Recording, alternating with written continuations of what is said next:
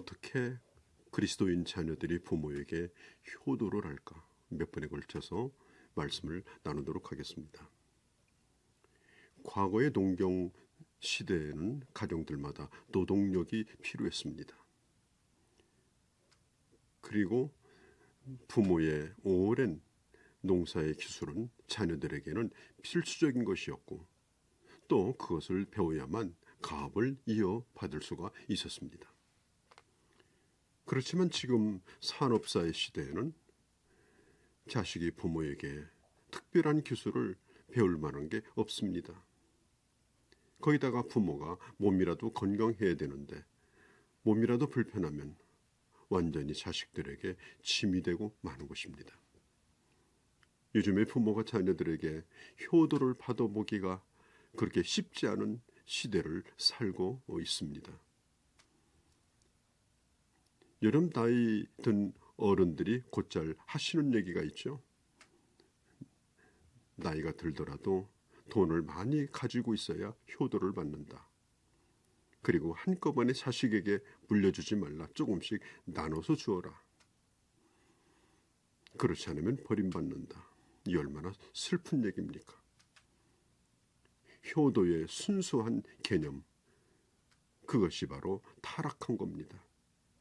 자기중심적인 세속적인 그런 개념으로 부모 자식 간의 관계가 그렇게 변질되어 버린 것입니다. 이 시대에는 무엇보다도 권위에 겸손하게 복종하는 그런 마음들이 사라지고 있죠.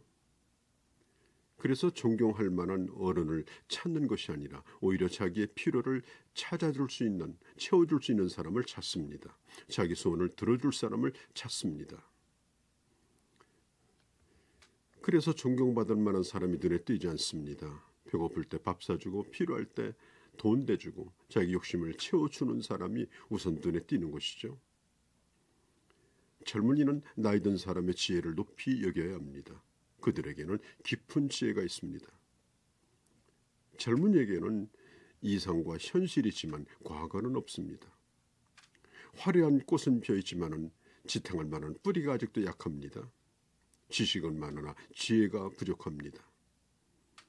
노인들은 평생토록 많은 희생과 뼈아픈 고통을 통해서 많은 경험을 통해 지혜를 가진 분들입니다. 우리는 그들의 지혜를 들어야 합니다. 지혜를 높이 평가해야 합니다. 노인들로부터 듣는 마음, 그것이 바로 효도의 시작인 것입니다. 부모는 노련한 선장처럼 귀중한 지혜를 자녀들에게 가르칠 수 있는 분들입니다. 젊은이들 생각에는 오늘 내가 겪는 고통이 나만의 고통이라고 생각하고 좌절하지만 어른들의 얘기를 들어보면 과거에도 다 있었던 일이고 또 고통스러울 때 어떻게 해야 되는가 하는 지혜를 부모로부터 들을 수가 있습니다. 그런데도 불구하고 돈 없고 못 배운 또 세상에서 잘나 보이지 못하는 그 부모를 자식들이 그렇게 존경스러워하지 않습니다. 여러분, 인간과 짐승이 뭐가 다릅니까? 어미가 자식을 사랑하는 모성애는 인간이나 짐승이나 똑같습니다. 짐승들의 세계도 그 모성애는 인간의 마음을 감동시킬 정도입니다. 고슴도치도 자기 자식을 사랑한다고 하죠.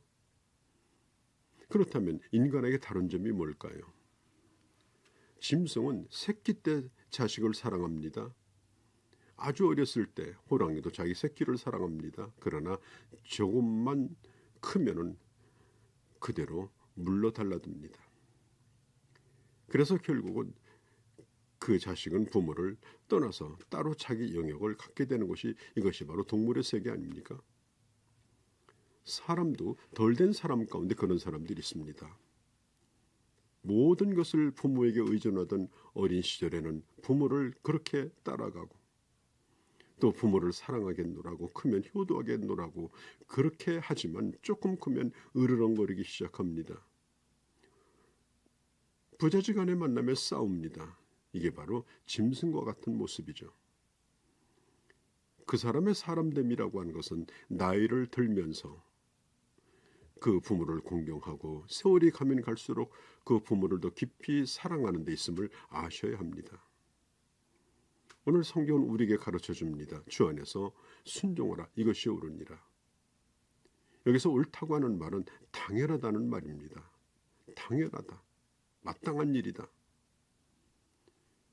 여러분, 효라고 하는 것은 선행도 공로가 아니라 지극히 당연한 일입니다. 성경에는 이 부모 공경을 했으면 좋겠다가 아니라 명령합니다. 공경하라입니다. 조건이 있을 수가 없습니다. 뭐뭐 때문에 부모를 공경하는 것이 아닙니다. 이 명령에 대하여 만일 그대로 하지 아니할 때 거기에 따르는 형벌도 주님께서 말씀하여 주셨죠.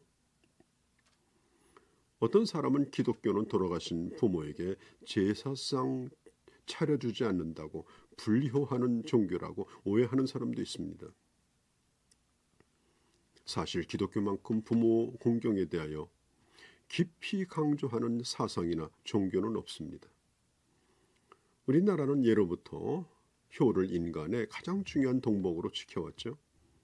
한 가지 흠이라면 사후의 효를 강조하다 보니 지나치게 왜곡되어서 결국은 이 제례 문화가 변질되고 만 겁니다.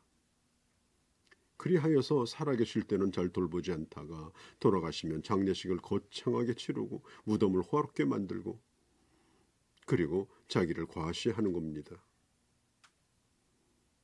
여러분, 계명은 지키라고 존재하는 것입니다. 부모를 공경하라. 이것은 지키라고 주신 준엄한 하나님의 명령입니다.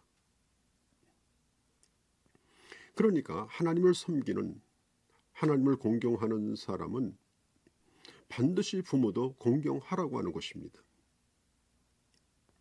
출애굽기 20장 12절에 보면 이렇게 말하죠. 내 부모를 공경하라. 그리하면 너의 하나님 나 여호와가 내게 주신 땅에서 내 생명이 길 것이다.